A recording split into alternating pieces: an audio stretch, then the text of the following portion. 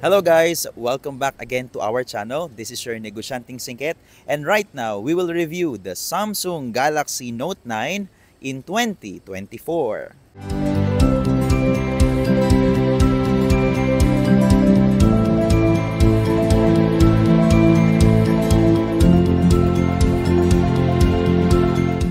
Pero before anything else, consider subscribing to my channel if you are enjoying some of my videos. So let's go to our topic right now. So our topic is about the Samsung Galaxy Note 9.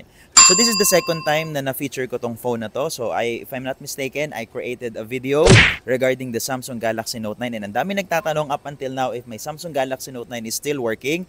But to tell you frankly and honestly, it's still working. It's very in good condition. This is 85% okay. And sasabihin ko sa inyo kung ano man yung mga nagustuhan ko with my phone. So this is my spare phone because the main phone that I'm using right now is the one that is used right now for my video. So ito yung spare phone ko, and then nagustuhan ko dito is number one, if you're using Android, madaling mag-save ng mga videos because I'm an avid Apple user. So this is just my extra phone for browsing and at the same time for saving some of my videos.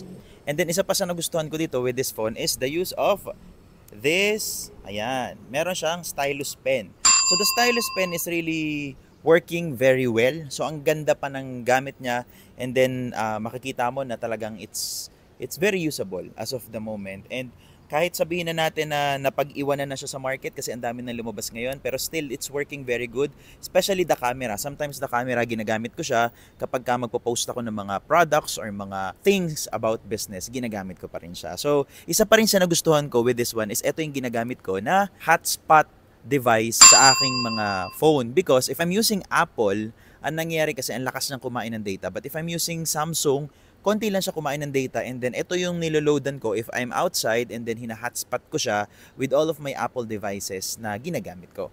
So yun yung isa sa mga nagustuhan ko. So tara, i-check naman natin yung kanyang software if updated pa up until now. So if I'm not mistaken, nag-stop na yung update ng software nito. So i-check ko lang ngayon na ang software nito is last downloaded and installed was on October 12, 2023. Yun yung nakasulat dito. Hindi na siya yata nakakapag-update. Pero still, okay pa rin naman sa akin. Hindi ako ganun ka-familiar. Hindi ko alam kung anong Android something to. Pero i-post ko dito. Ayan yung nakalagay kung anong software pa yung available sa kanya in up-to-date. So, yun lang. Hindi na yata siya yung na-update ng super like every 6 months before. Kasi nga, medyo luma na rin siya. So, tara, i-check natin yung kanyang camera. And then, yung kanyang video if it's still working. So guys, ito ipapakita ko sa inyo ang kanyang camera. Front cam muna tayo. So ang front cam niya is ito siya. Oh, still working very good. O, diba? Pag nag-picture tayo, yan na makikita. So ito siya. Oh. Yan. Yan yung picture. Okay pa naman. Clear pa naman, diba? So very good pa siya. And then, if makikita mo, meron siyang dalawang camera, guys. Okay? So, ang gamit niya is etong isa. Basta dalawang camera yan. And at the same time, i-explain ko lang din pala sa inyo na etong button niya na to for fingerprint is medyo nagasgas na. Dati glossy siya, pero naging matte na ulit siya.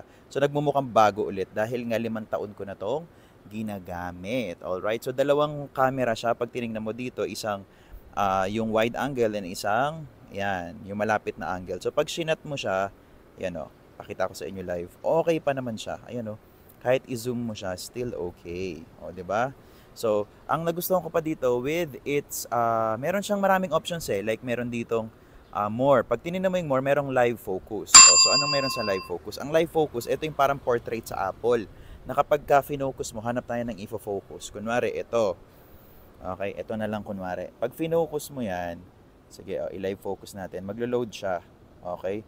Maglo-loading siya na picture yan. Tapos makikita mo na, eto siya after the picture. O, diba? Blurred yung paligid. And then, naka-focus yung isa. So, ang ganda pa niya. Ang ganda pa ng quality nito for 2024. So, sobrang okay pa siya. And then, let's go with the... Actually, hindi ko na maipapakita lahat eh. This is just a glimpse kung ano ba ang meron dito sa Samsung Galaxy Note 9. Ito naman yung kanyang video. Ito yung video na highest resolution niya if I'm not mistaken. Kasi marami yan. Meron niyang, pag kinilik mo to, wait lang ha, i-click natin to para click natin to. Ayan. So merong full, may 1x1, meron din, ayan. So ito yung ginagamit ko kasi may settings yan. Okay. So settings niyan, nandito, pwede mo siyang i-adjust. Ito yung Pro Video Size. Yan yung highest. So ito, oh, kita nyo, ang ganda pa. Ang ganda pa ng quality. Ang ganda pa ng resolution. Wala nga lang siya nung kagaya ng Apple na may zoom. Talagang mano-mano mo siyang i-zoom. Ganyan. And alam ko, if I'm not mistaken, kapag ka ang pinili mo is, kunwari ha, kapag ka ang pinili mo is itong, wait lang ha, front video. Pag ang pinili mo is Full HD, ito yung parang smooth lang siya. So, hindi siya yung kahit na tumatakbo-takbo ka, ayan o, tumatakbo-takbo ka, hindi siya ganun ka. May stabilization siya. So, minsan ginagamit ko. Actually, guys, yung mga vlog na gamit ko before, if mache-check nyo yung video ko, ito lang talaga yung ginamit ko dun. Most of my vlog, especially yung mga presentation ko sa business na video. Ito yun,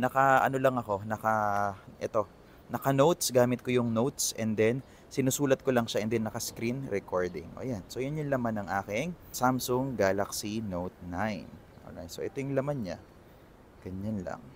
Okay, so still it's working properly. Mabilis pa rin naman siya. Working pa rin naman siya ng maayos, and then kung gagamitin ko siya sa Messenger, like, ayan, sa mga GC namin, mabilis pa naman siya. It's still working. Actually, very good pa to, guys. As in, sobrang good. Actually, isa pa sa ginawa ko dito para maingatan ko to for 5 years is bumili ako lagi ako merong screen protector para every time na babagsak siya, ang unang nababasag is the screen protector. So, naka-screen protector to. Sobrang kinis nito because I always make sure na meron akong casing na maganda. So, I recommend using the Sunod cases. So, sa TikTok meron yan, sa mga tinda-tindahan din ng mga cellphone accessory, meron din ito, medyo pricey lang yung Sunod. Pero maganda yung quality niya and hindi nangingitim, mukhang slick siya. So pag kinabit ko siya, ganito siya. Ayan, so, ayan. And then every time mababagsak siya, may pang protection naman siya sa corner kasi mahirap talaga kapag ka ito ay nabasag yung kanyang screen. And inform ko lang din pala kayo, no, 2019 ko to nabili, noong 2021, nagkaroon siya ng screen burn. Yung nagkaroon ng green, and then nirecall siya ng Samsung, napapalitan ko siya, kasama yung battery na pinalitan din for free. So, nung pinalitan nito, guys, wala akong binayaran sa service center ng Samsung kasi parang nirecall yon. And then, parang pinarecall yata, nakareceive yata ako ng message nun from Smart. And then, ang kagandahan, up until now, hindi pa naman siya nagkaroon ng burn screen. So, okay pa naman siya. And ang kagandahan kasi nito, yung battery nito is medyo lumalaban pa naman sa market. Hindi ako familiar sa battery life nito. Basta ganun. Okay, so, and then ang kagandahan pa kasi nito, siguro sa isang araw, mga 2 charge ko siya nagagamit. Depende sa usage mo. Pero syempre, yung mga updated phone ngayon, mas maganda ang kanilang battery life. So, ayun lang sa mga nagtatanong, no? Kasi yung video ko, ang dami nagtatanong if this is still working. And at the same time, if I'm selling this phone, hindi ko po siya binibenta kasi vintage phone ko na to and in very good condition. Siguro gagamitin ko siya up until masira siya. Guys, eto siya. Pagka naka-off siya, actually gumagana pa to. Just press this. Okay. Yan. Pag pinress mo siya, yan. Automatic. Yan. Automatic siya na mag-create ng note. So, pag nag-create ka ng note, pwede siyang i-minimize, pwede din siyang i-maximize, and then, pwede ka magsulat na agad. Hello. Yan.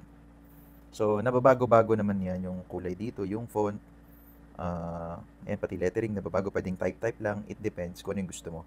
So, pwede mo siyang paglaro-laruan, pwede mo din siyang i-try-try, no? Please do subscribe. Ayan. O, diba ayos? Very responsive. At the same time, if, isi-save mo lang siya, then add some title, like, hello, o, ganyan lang. Tapos, okay na siya.